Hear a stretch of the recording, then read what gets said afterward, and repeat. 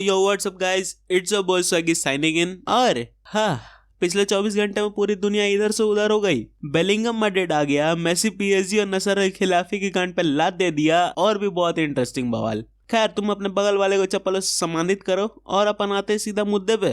अब सबसे पहले तो आज की ब्रेकिंग न्यूज की बात करना चाहता हूँ, क्योंकि ये न्यूज थोड़ी सी डिस्टर्बिंग है, मजेदार है, मसालेदार है और कुछ हमारे पुराने बिलीव्स को धोखा देकर खुद को ही कॉन्ट्राडिक्ट करने वाली स्टोरी है ये।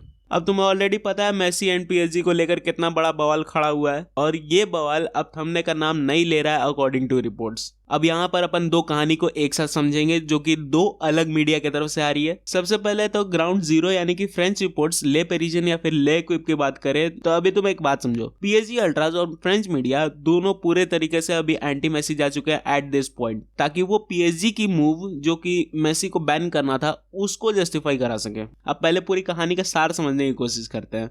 अब जितना मैंने फ्रेंच रिपोर्ट्स को पढ़ा और समझा, वहां एक कहानी साफ है जो कि है मेसी को फ्रेम करना और मेसी को इस पोर्ट्रेट में दिखाना कि मेसी ने बिट्रे करा है पीएसजी को। तो अब ऐसे में रिपोर्ट्स की बात करें तो सबने एक सुर में ये बस एक चीज कंफर्म की है कि पीएसजी वांटेड कि अपनी सुपीरियरिटी को बरकरार रखें और कोई भी player, in fact world cup winner Messi भी उनके क्लब या इंस्टीट्यूशन से ऊपर नहीं है। और इसलिए सिर्फ इस पॉइंट को प्रूव करने के लिए पीएसजी ने मेसी पर 2 हफ्ते का बैन लगा दिया। और अब हालत ये है कि पीएसजी एक्सपेक्ट भी नहीं कर रही है कि मेसी उनके लिए खेलेगा rest of the season. And surprisingly इस पर मेसी का अभी तक कोई बयान नहीं आया और अपना लौंडा चिल मार रहा है मस्त सऊदी में। सिचुएशन यहां तक खराब है कि पीएसजी की हेडक्वार्टर्स के बाहर मेसी स्ट्रेटर के नारे लगने शुरू हो गए और उसमें नेमार का भी नाम ऐड हो चुका है। इनफैक्ट नसर अल खिलाफी का भी नाम ऐड हो चुका है इस पूरे नारे में। कोई क्लब इतना चुटिया कैसे हो सकता है यार? या तो इन्हें पता नहीं है कि इनको मेसी की जरूरत है, मेसी को इनकी नहीं, या फिर इस बात को दिखाना या जताना नहीं चाहते हैं ये। अब अपन इस कहानी के दूसरे पहलू की बात करें जो कि है स्पेनिश रिपोर्ट्स, तो मार्सा ने सीधे से ये चीज कंफर्म कर दी कि हाँ भैया, अपने बकरे ने परमिशन तो ली थी और गलती तो पीएसजी के साइड से ही हुई है। अब अगर स्पेनिश मीडिया की माने तो उन्होंने मेसी को पूरा पूरा सपोर्ट किया इस मैटर पर और कहा कि मेसी ने पहले से ही बात कर रखी थी PSG say about his Saudi met, लेकिन क्योंकि पीएसजी में कॉन्ट्रैक्ट नहीं रिन्यू कर रहा था मेसी, देन उसे सबक सिखाने के लिए जानबूझकर वो इस मीटिंग को एक्सेप्टेंस नहीं दे रहे थे। मेसी ने फुल फ्लेज वे में छुट्टी मांगी थी एंड उसने अलाइन की थी ये मीटिंग, एंड जब वो फ्लाइट में बैठ गया और निकल गया तब पीएसजी ने एक सरप्राइज मीटिंग रखी डिस्पाइट नोइंग द फैक्ट कि मेसी अवेलेबल नहीं है। अब मैं तुम्हें एक स्पेसिफिक लाइन हाईलाइट करना चाहूंगा जो कि फ्रेंच रिपोर्ट्स के तरफ से है। तो इनके हिसाब से मेसी के पास कुछ गिने चुने ऑप्शन ही बचे हैं इस समर क्लब्स ढूंढने के लिए, जिसमें एक MLS है, अल हिलाल है और बार्सिलोना है। और फ्रेंच मीडिया का मानना है कि कोई भी लिंक्स अभी तक अवेलेबल नहीं है एट दिस पॉइंट। मतलब तुम देख रहे हो बकचोदी के लेवल, मतलब ऐसा सा हिसाब है, गांठ फटे तो फटे, नवाबी ना घटे। और अब इतना ज्यादा रायता फैल चुका है कि मेसी के ऑन्टराज ने भी बोल दिया कि अब तो मेसी साइन नहीं करेगा कॉन्ट्रैक्ट रिन्यूअल, क्योंकि अब पीएसजी और मेसी के सितारे मैच नहीं हो रहे और हो सकता है समर में मेसी छोड़कर चला जाए पीएसजी। खैर, इस पूरे बवाल पर तुम्हारा क्या मानना था मुझे कमेंट सेक्शन में बताना।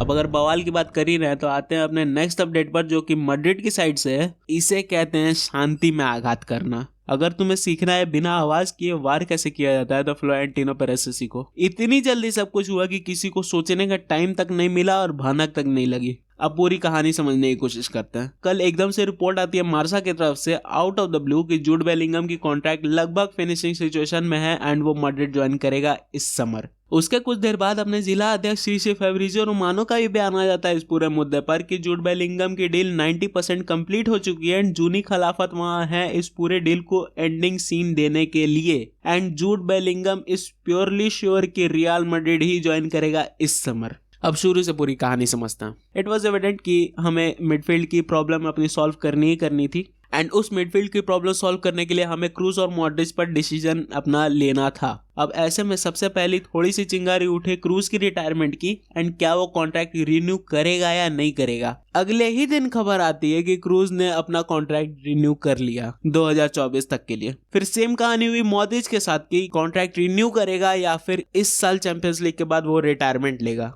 फिर सेम कहानी हुई मॉड्रिच के साथ एंड एकदम से खबर आती है कि मॉड्रिच ने भी साइन कर लिया अपना कॉन्ट्रैक्ट रिन्यूअल। अब लास्ट विंटर ट्रांसफर की बात करें तो हमने कोई भी विंटर ट्रांसफर में साइनिंग्स नहीं की थी एंड फ्लोरेंटिनो पेरेज ने सीधे सीधे से यह बात बताई थी कि हम लोग next big summer transfer window के लिए तैयारी कर रहे हैं। अब ऐसे में ये बीच में ऐसी न्यूज आने लगी कि जूड बेलिंगम की रेस में पहले Liverpool, Manchester city and real Madrid है, लेकिन फिर बीच में न्यूज आती है कि लिवरपूल ने अपने हाथ खींच लिए बिकॉज मैकएलिस्टर पर उनका पूरा फोकस है और मैनचेस्टर सिटी पूरी तरीके से इस डील को डोमिनेट करती नजर आ रही थी at that point. But situation turn ऐसे हुई कि जूनी कलाफत ने कॉन्ट्रैक्ट ऑफर दे दी जूड बेलिंगम को और नेगोशिएशंस हो भी गए 2025 तक के कॉन्ट्रैक्ट के लिए। एंड नाउ सिचुएशन अब ये है कि सिटी ने भी अपने हाथ खींच लिए ये बोलकर कि बेलिंगम को अब कोई नहीं समझा सकता और वो सैंटियागो बर्नाबाओ ही जाएगा।